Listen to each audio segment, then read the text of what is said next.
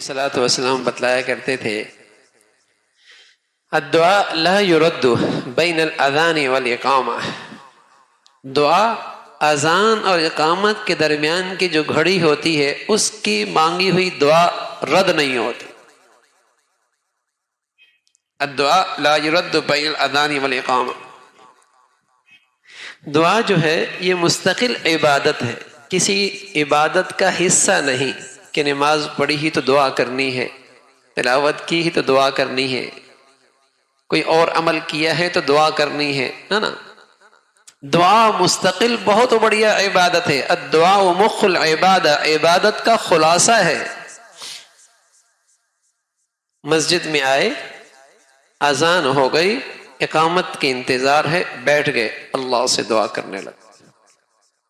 اللہ کے حبیب صلی اللہ علیہ وسلم نے فرمایا اس گھڑی کی دعا رد نہیں ہوتی۔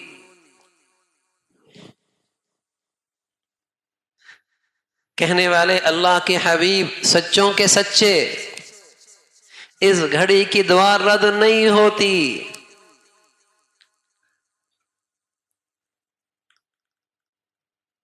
بس اوقات وسوسہ ہوتا ہے کہ مجھے تو اپنی مطلوب چیز ملی نہیں جو میں نے مانگی ہے۔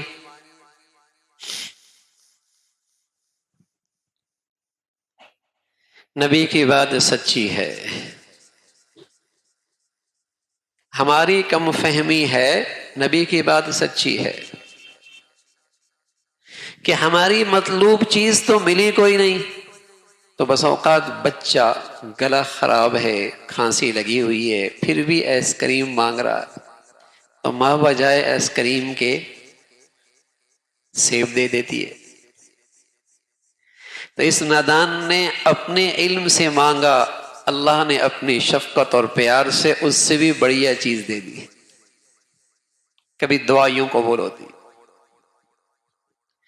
اس نے اپنی نادانی میں چھوٹی چیز مانگی یا ایسی چیز مانگی جو اس کے لیے اچھی نہیں تھی، مضر تھی، اللہ نے اس سے بڑھیا چیز دے دی۔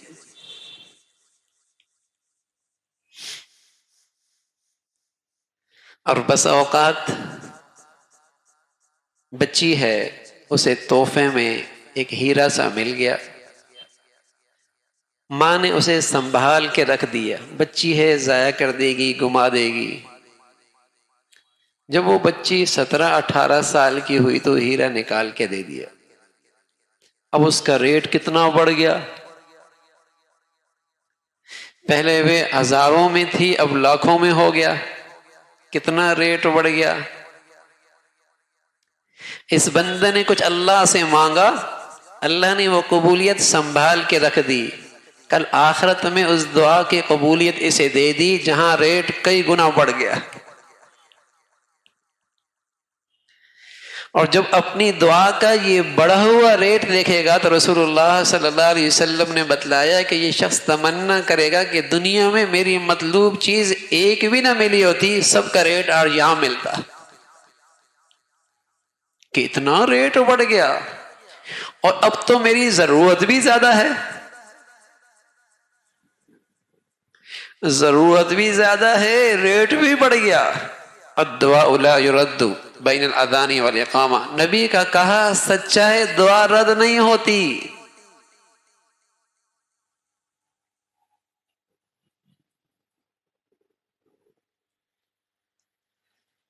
اور کبھی مطلوبہ چیز ہی مل جاتی ہے۔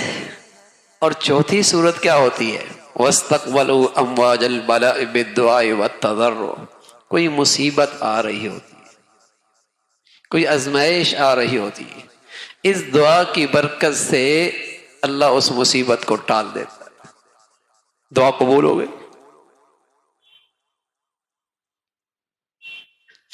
ہاں، اللہ کے حبیب صلی اللہ علیہ وسلم نے بتلایا اس شخص کی دعا نہیں قبول ہوتی جو یہ کہنے لگ جائے کہ میری دعا تو قبول ہوتی کوئی نہیں، اس نے اپنے لیے دعا کی قبولیت کے دروازے خود بند کر دیے۔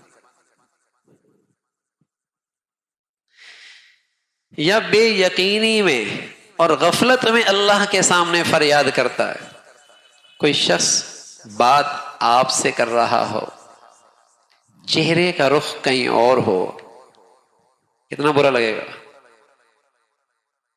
بات آپ سے کر رہا ہے، چہرے کا رخ کہیں اور ہے، کتنا برا لگے گا؟ بات اللہ سے کر رہا ہے، دل کا رخ کہیں اور ہے. کیا ظلم کر رہا ہے یہ، کیا ظلم کر رہا ہے یہ. ہاں فرمایا غافل دل کی فریاد کوئی نہیں قبول ہونی.